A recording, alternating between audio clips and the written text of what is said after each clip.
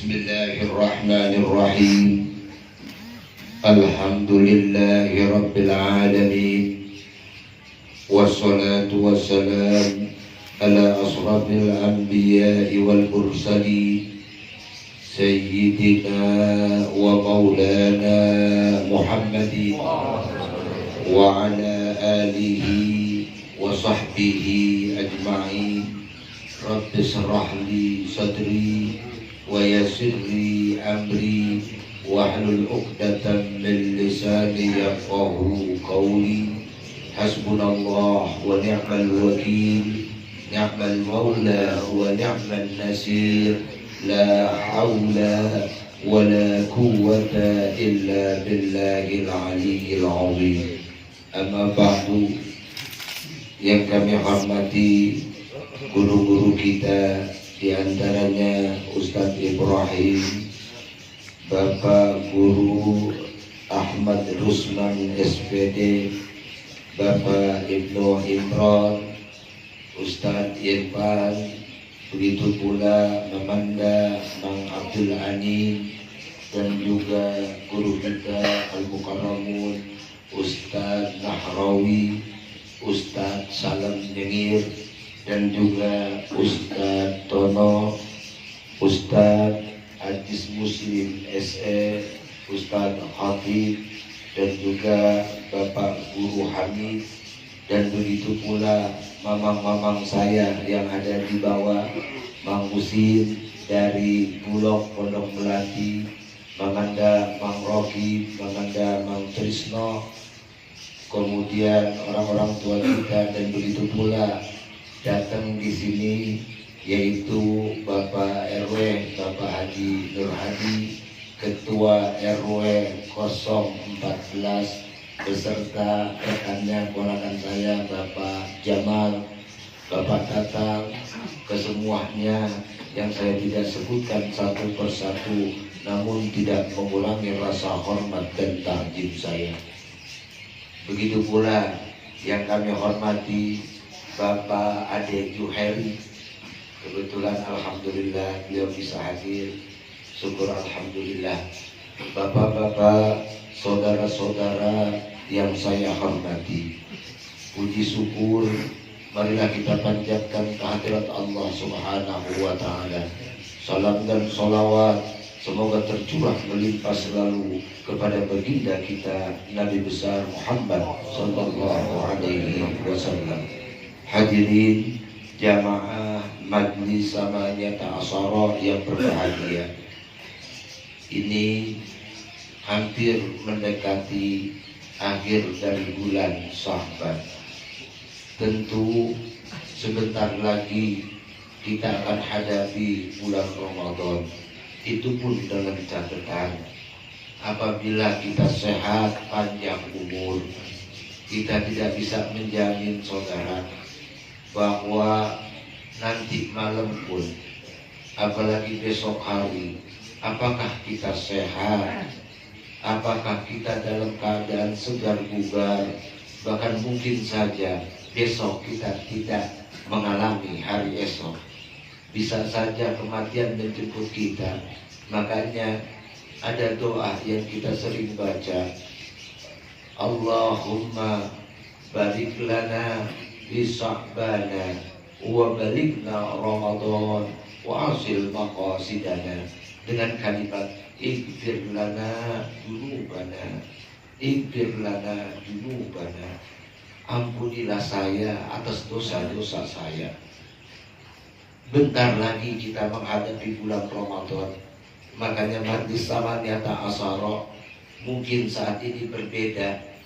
Biasanya kita mengkaji apa yang biasa kita kaji tentang doa yang tertolak, yang kita kaji pendapat Ibrahim bin Adham. Mungkin saat ini kita tidak bahas itu. Saat ini kita mengadakan tawakufan. Kalau bahasa kita penutupan sementara pengajian. Kenapa kadang-kadang ada orang yang protes, bulan puasa kok ngaji berhenti, padahal bulan puasa pahalanya dilipat gandakan oleh Allah Subhanahu wa Ta'ala. Tentu orang seperti ini pun betul, jangan kita salahkan. Ibadah puasa, bahkan Rasulullah katakan, Ramadan sahru ummati. Ramadan adalah bulan umatku. Ramadan ada puasa yang disebut puasa. Kita khawatir, ini ulama-ulama dulu.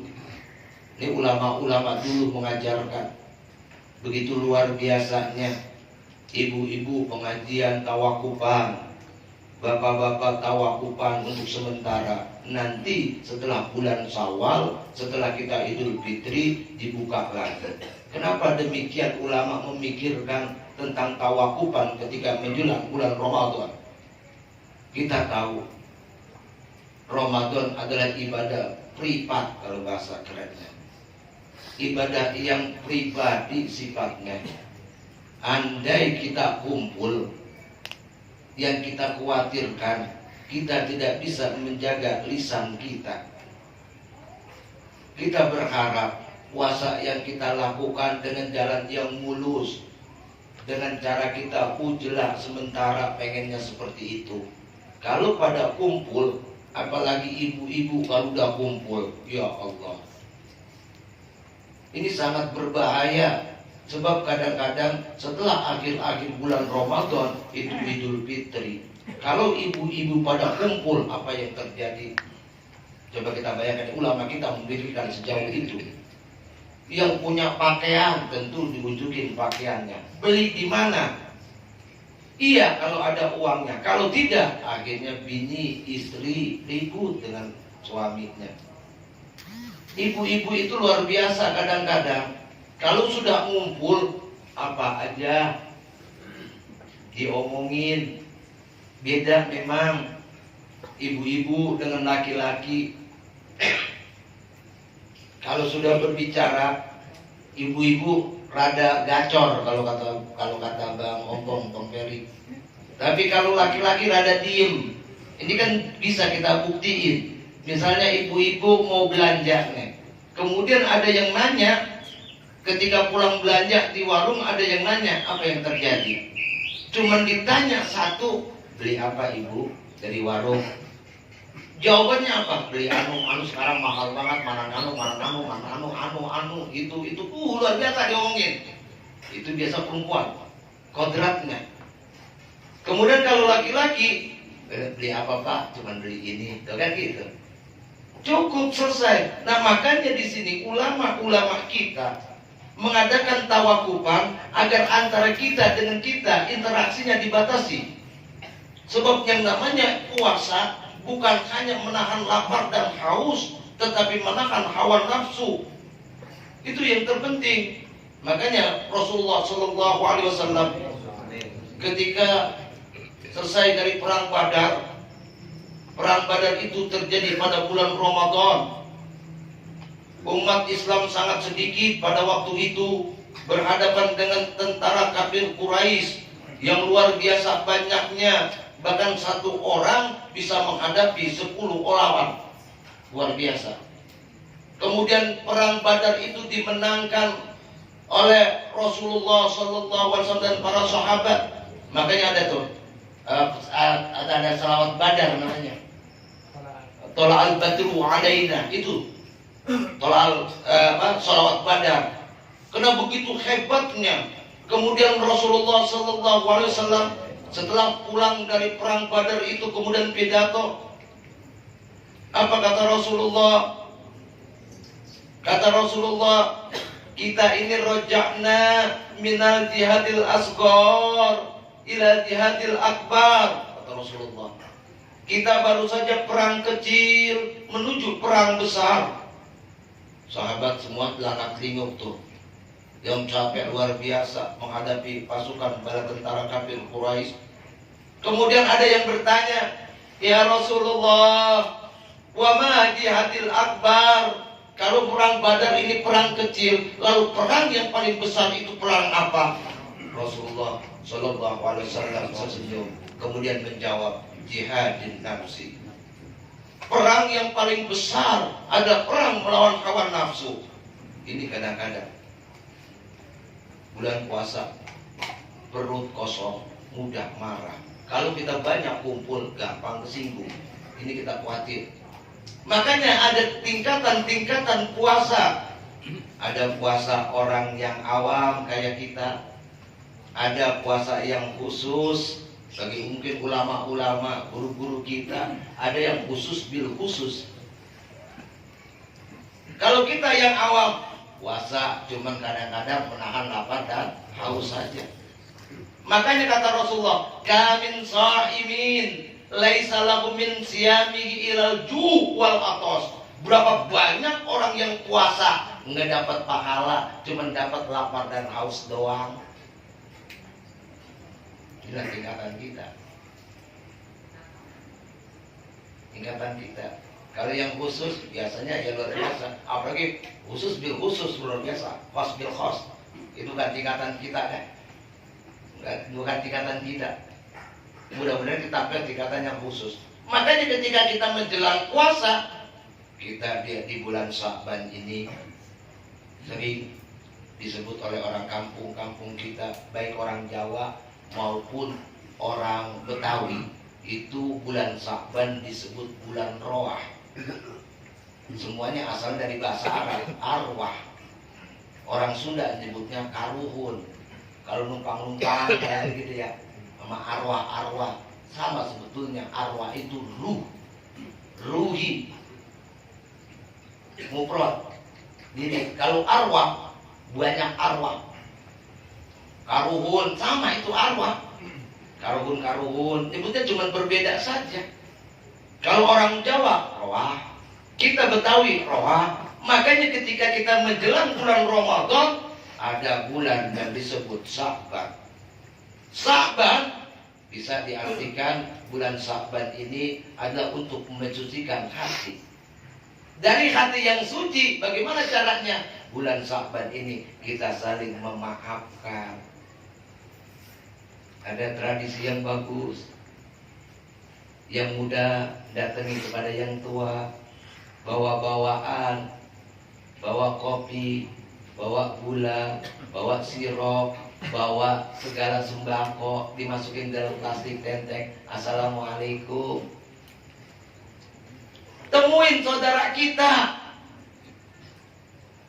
Jangan sampai aku anak bontot, ya anak bontot yang ngasih.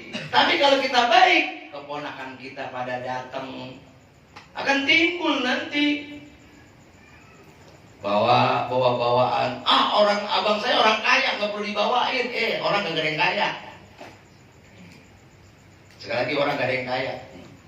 Sebanyak-banyaknya dia punya uang, ketika abang kita kasih rokok, waduh keingetan tuh. Keingetan.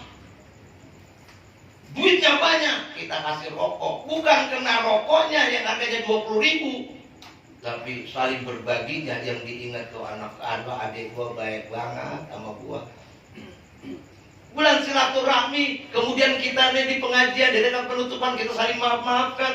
Tapi jangan lupa juga, di samping kita saling memaaf-maafkan, kita juga ingat kepada orang yang meninggal. Kalau kita punya orang tua, kalau kita punya kakek yang kita sayang, orang tua saja, kita punya orang tua kemudian meninggal. Coba kita bayangin orang tua kita yang sudah meninggal, coba kita bayangin. Allahu Akbar. Ternyata kalau kita sadari marahnya orang tua kita, ngomelnya orang tua kita, itu buat kebaikan kita. Nanti kita akan lihat ketika kita jadi seorang bapak, melihat anak kita ngomel, mungkin anak kita marah dengan kita, padahal kita hayati dulu kita dimarahin oleh orang tua kita. Ternyata buat kebaikan kita, kadang kita tidak terima. Saat ini orang tua kita nggak ada, coba kita bayangin saudara. Bayangin pula orang tua kita yang masih hidup, ibu kita kah, bapak kita kah, kita bayangin saudara. Sudahkah kita membalas jasa-jasa mereka? Sudahkah kita menyayangi mereka? Rasa-rasanya gak akan kebalas saudara. Kalau ada orang yang berkata, Ketika orang tuanya meninggal, dia berkata begini misalnya, ya alhamdulillah lah gua mah. Kenapa alhamdulillahnya? Gua udah nyayangin orang tua gua, udah gua bawa kemari, ya gua udah puas dah. Orang semacam itu saya rasa nggak punya pelajaran. Bagaimana kita bisa membalas jasa orang tua kita? Coba kita bayangin, walaupun kita seorang bapak, ketika ada makanan anak kita suka, kita paling cemal-cemil. Apalagi ibu kita. Selamat datang Ustaz PHQ. Coba sekarang ini kita bayangkan, saudara-saudara, ibu kita yang telah tiada. Ibu kita yang telah tiada. Bahkan ketika anaknya pengen makan, dari mulutnya udah masuk itu makanan, anaknya pengen dikeluarin itu makanan. Itulah jasa orang tua kita. Coba kita bayangin saudara saat ini. Bahkan kalau kita ziarah kubur, kita ini bukan orang yang benar, kita ini banyak dosa. Di alam kubur itu tahu kelakuan kita, cuman kewajiban kita sebagai anak mendoakan orang tua kita. Padahal kita banyak dosa. Kalau bahasa orang Betawi bilang kita ini orang yang medek. Datang kita ziarah ke makam orang tua kita, kita bayangin bagaimana dulu orang tua kita bantah.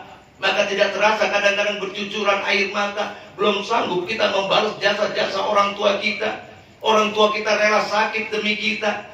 Sering saya katakan, ketika kita sakit, orang tua berkata dalam hatinya, ya Allah, jangan anak saya yang sakit, ya Allah, saya saja yang sakit. Itu luar biasa orang tua kita. Tapi kadang-kadang kita melawan mereka. Ketika orang tua kita nggak ada, coba kita bayangin saudara. Hadirkan ahdiru qulubakum, orang tua kita saat ini. Kita nggak tahu orang tua kita dapat nikmat kubur atau ajab kubur, kita nggak tahu. Kalau dia dapat nikmat kubur, alhamdulillah, rohatan lil mu'minin, kata Rasulullah. Bahkan dalam hadis lain, tidur bagaikan tidurnya pengantin baru. Amalan-amalan baiknya datang, tapi jika orang tua kita saat ini diazab oleh Allah, disebabkan kesalahannya, disebabkan dosa-dosanya, kemudian kita cuek terhadap orang tua kita, tidak peduli kepada yang mati. Ya Allah, celakalah, maka kata Rasulullah, celakalah yang mati kalau tidak ada doa dari yang hidup. Coba kita bayangkan. Makanya ketika kita sholat, ini wajhatu wajhiyah, inilah wajah saya. Ketika kita ingat kepada orang yang meninggal, wajahnya kita bayangin. Orang tua kita bayangin wajahnya. Sebab di alam barzah itu, di alam kubur itu, 1 hari setelah kita dikubur, maka busuklah perut kita dan kemaluan kita. 1 hari saudara. Apa maksudnya ini? Kenapa perut dan kemaluan kita? Makanya dianjurkan makanan-makanan yang halal. Sangat sedikit orang yang jasadnya masih utuh walaupun gak diformalin. Sangat sedikit, tapi kalau kita ini nanti 1 hari mulailah perut kita nih dengan kemaluan kita.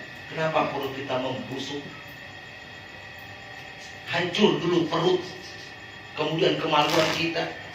Ini kemaluan kita, hawa nafsu kita. Hawa nafsu kita saudara.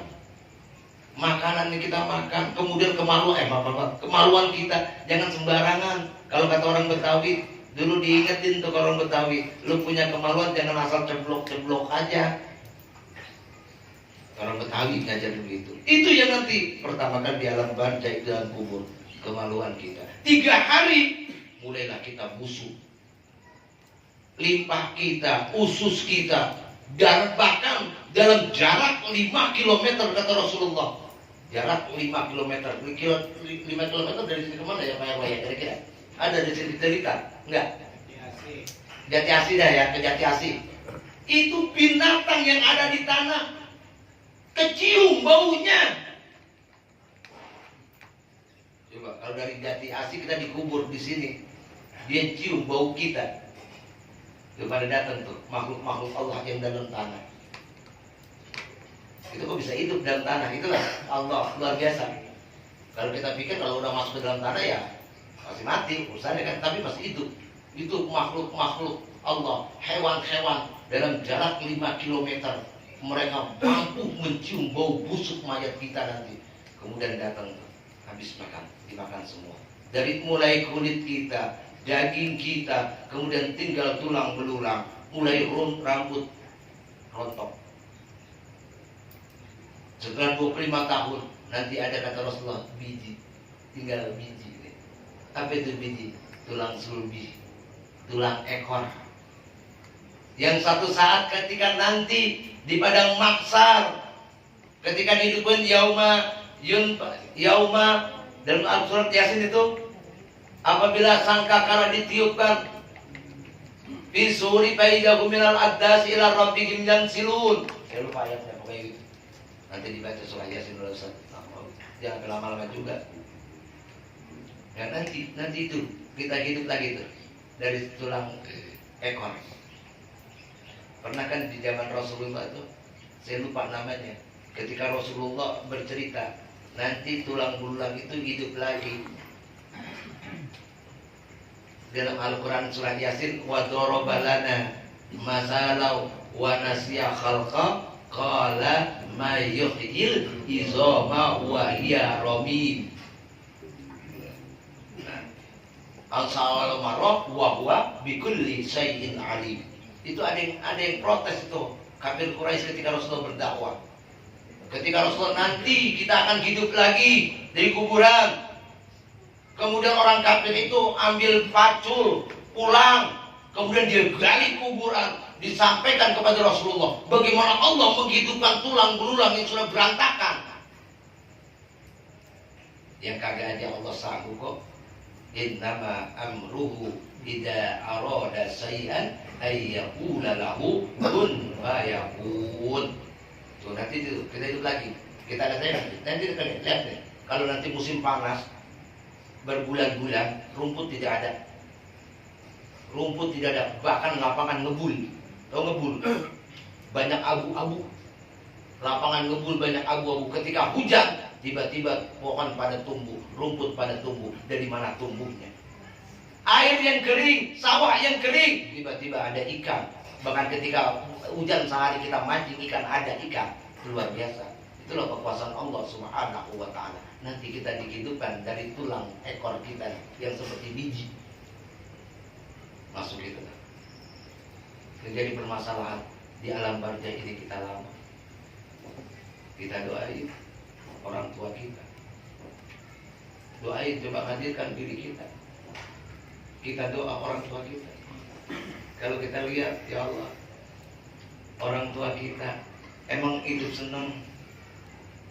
Enggak saudara? Hidup kita, orang tua kita hidup senang enggak? Enggak saudara. Dia selalu memikirkan kita.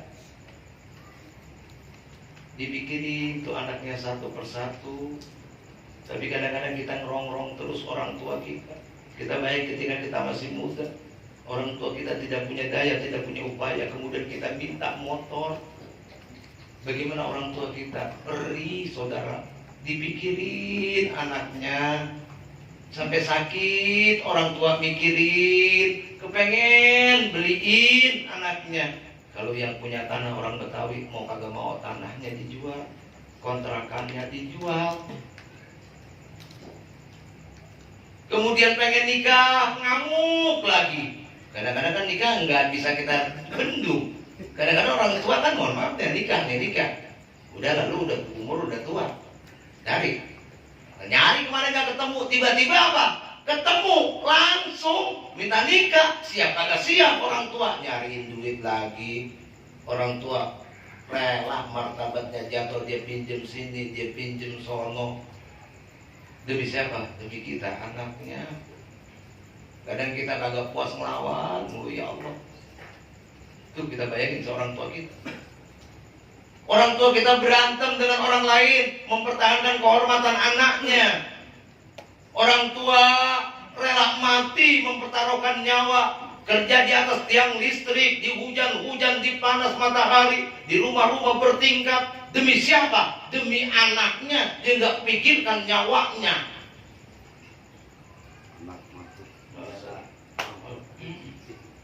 Anak masuk penjara, dia belagu, main narkoba, orang tua lah. Ini luar biasa nih, orang tua kita. Makanya kalau beliau meninggal, kita berdoa. Kenapa? Apakah doa itu nyampe saudara? Nyampe. Imam Hasan Al-Basri ketika itu Sufiyin Muhabibin wali Allah, pernah didatangi oleh seorang ibu. Seorang ibu itu punya anak satu, mati.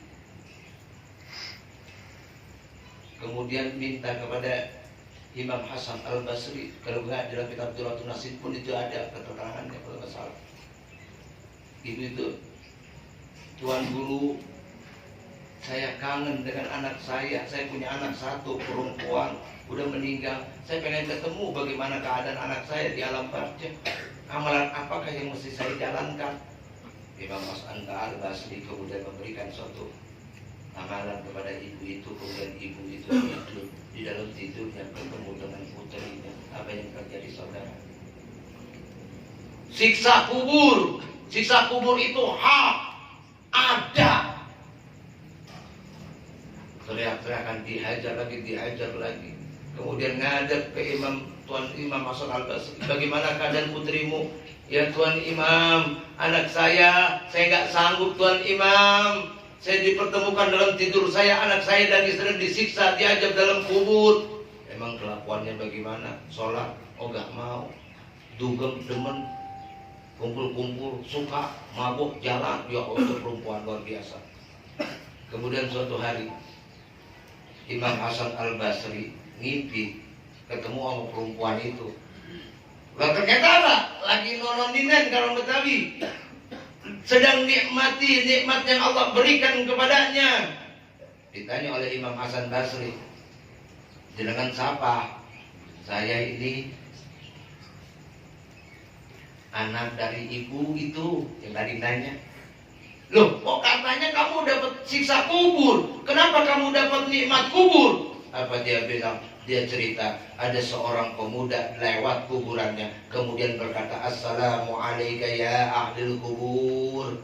Kemudian dia baca Fatihah, kemudian bersolawat kepada Rasulullah Muhammad sallallahu alaihi wasallam. Kemudian dengan solawat itu dibebaskan kami dari siksa kubur. Bahkan 40 di sekitar saya itu dibebaskan oleh Allah subhanahu wa ta'ala. Jadi doa itu ada. Sampai, jangan bilang nggak sampai. Tapi kita beruntung saudara, kepada orang yang doain kita secara diam-diam kita nggak tahu, supaya kita jadi orang yang sukses. Kesuksesan bukan berasal dari diri kita. Mungkin ada doa-doa orang yang di samping kita, teman-teman kita. Kadang-kadang doa yang paling hebat itu doa teman kita yang kita nggak tahu, ternyata dia mendoakan kita dalam kebaikan, dalam kesehatan, dalam keberkahan. Bukan jadi teman yang doain supaya anak apa kita belangsak, kan kacau seperti itu. Yang doain dalam kebaikan itu sampai kepada diri kita. Makanya ini prolog saya, kepahaman prolognya. Kita doakan. Ini juga dari Pak Ade. Beliau orang baik, saya tahu. Pak Ade Juheri. Bukan saya banggain, tidak, memang kenyataan demikian. Kalau saudara-saudara tiap hari ngopi, tadi juga kopi datang, saya yakin bukan bawaan yang lain, mungkin dari Pak Ade. Itu tiap bulan gak pernah habis tuh kopi. Dan juga Pak Agung luar biasa. Saya sebutin ya, bersyukur, makanan luar biasa. Saya bersyukur. Banyaklah semua kita nih, saya akan sebutkan. Pak Sukirno dengan putranya luar biasa. Rifki dan sebagainya nih. Makanan kita cukup luar biasa nih. Nikmatin. Mungkin dia sudah niat bersedekah yang pahalanya buat orang tuanya. Ketika kita makan, orang tuanya dibuatkan surga sesuap makanan yang kita makan. Itu jaminan Rasulullah SAW dalam hadisnya. Nih Pak Ade, saat ini beliau ngadain 100 hari dari almarhumah Ibu Nurjana binti Zainal. Nanti kita bacain Fatihah semua. Sebelum kita baca Fatihah, untuk arwah kita berdoa untuk diri kita. Ini saudara-saudara kita banyak yang laporan, baik secara grup maupun japri saya pribadi, banyak yang sedang sakit. Maka kita berharap jangan lama-lama, yang sampai jam 10. So banyak yang sakit di mana-mana, flu, pilek, kena cuacanya seperti ini. Alam menseleksi diri kita nih. Apa kita mampu kuat dengan seleksi alam yang tiba-tiba panas, tiba-tiba hujan? Tadi saja dari mulai jam 1 malam sampai saat ini cuaca matahari nggak nongol, nggak kelihatan. Kalau badan kita mampu beradaptasi, makanya kuatkan diri kita, punya pikiran yang positif. Ngeri, pikiran yang positif, jangan berpikiran macam-macam. Kita doakan kepada saudara kita, mungkin diri kita yang saat ini sedang sakit, Allah sembuhkan. Dan juga kepada saudara-saudara kita mungkin yang saat ini istrinya sedang hamil, mudah-mudahan Allah berikan kelancaran, Allah berikan kemudahan. Dan bagi kita yang belum punya anak, semoga Allah berikan anak keturunan yang soleh dan soleha. Saudara-saudara kita, diri kita, orang yang kita sayangi, semoga Allah sehatkan, semoga Allah sembuhkan dalam taat kepada Allah dan Rasulnya. Allahumma ij'al sehatan wa afiatan wa barakatan fi jasadihi wa ruhihi. Kulluhum al-Fatihah.